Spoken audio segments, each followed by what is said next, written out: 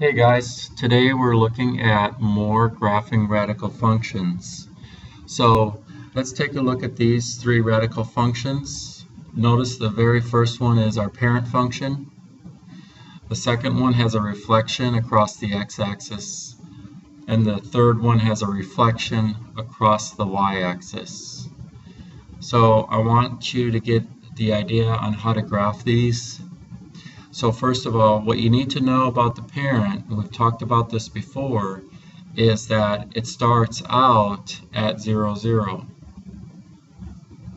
Because if we plug in 0 in for x, we get out 0 for y, because the square root of 0 is 0.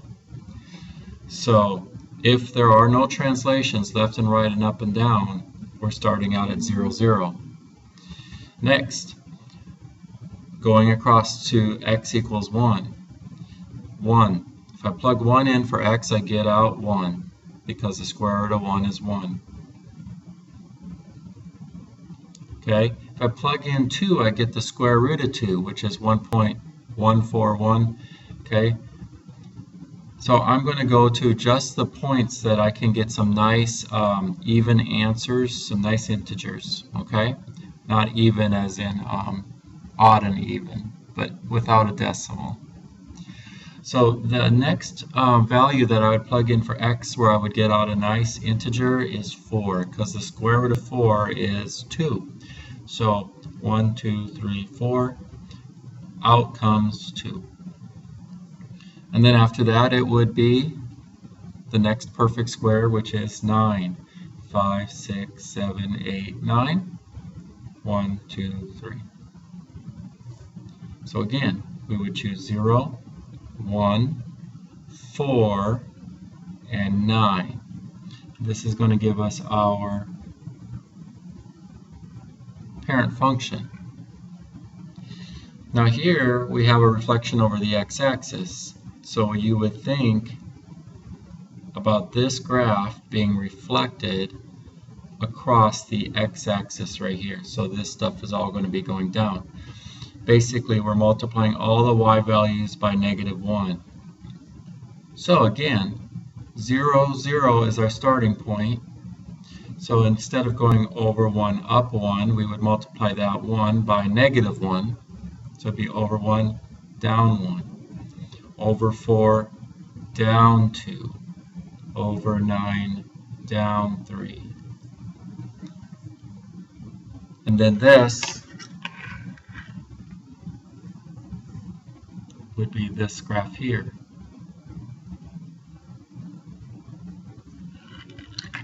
Okay? Now, reflecting it over the y-axis. Okay? Notice here all my x values are changing their sign. So, again, there's no translation, so we're going to start out at 0, 0. Now think about the parent being reflected over the y-axis. Notice that all my x values go from positive to negative because of that negative sign right there. So I would go over 1, up 1. Over 1, 2, 3, 4, up 2. 5, 6, 7, 8, 9, up 3. And if our graph continued, we'd go on to the next perfect square, which is 16, up 4.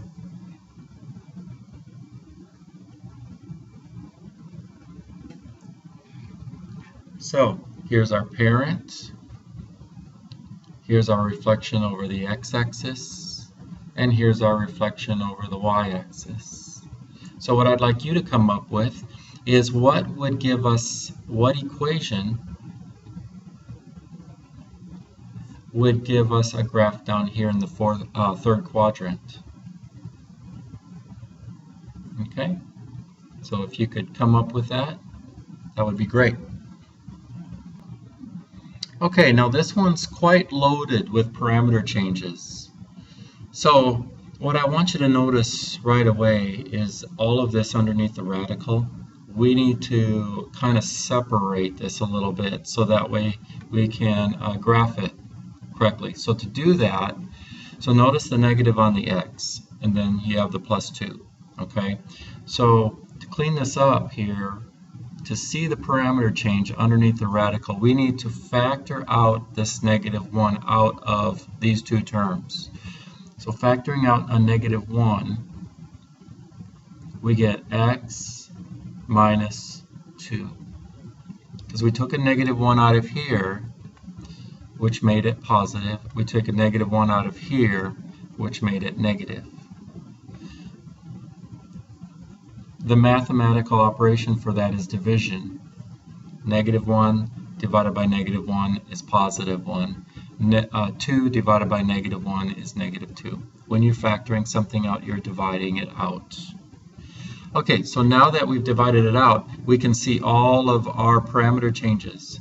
Okay, so the first thing you want to do when you're going to graph this, you want to perform the translations first. So looking in here, we notice that x is being affected by 2. So we know we have a translation of 2 units to the right. Remember, it's always the opposite when you're in a grouping symbol like a radical. So we're going to be going 2 units right, and then the k value 3 units down.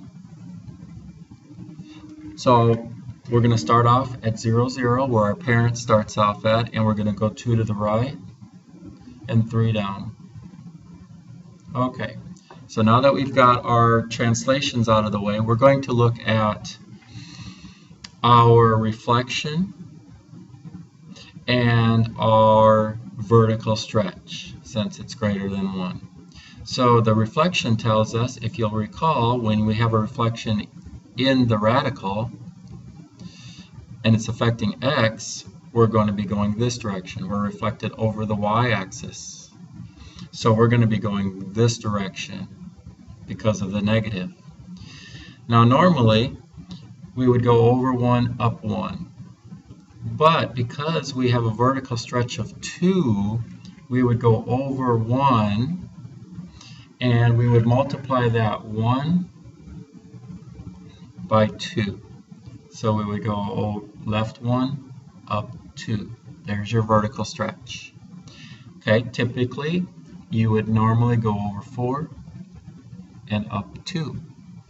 Well, we're going to go over 4, and instead of 2 units up, we have to multiply that times 2.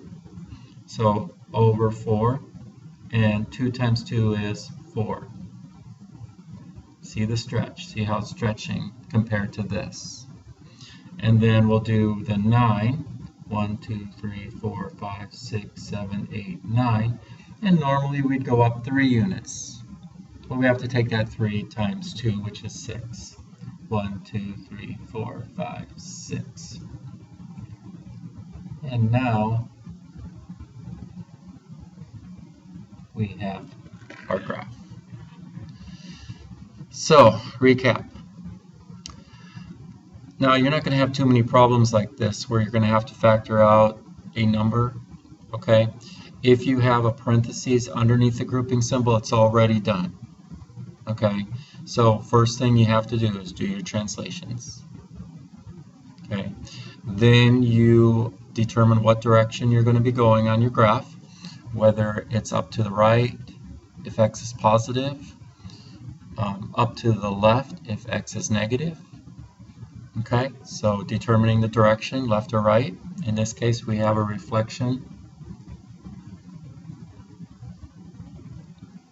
reflected over the y-axis.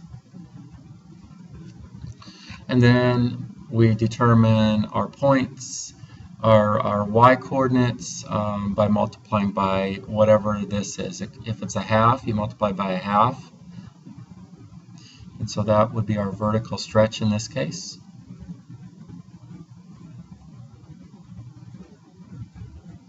Okay, well, I hope that helps you, and we'll see you guys tomorrow.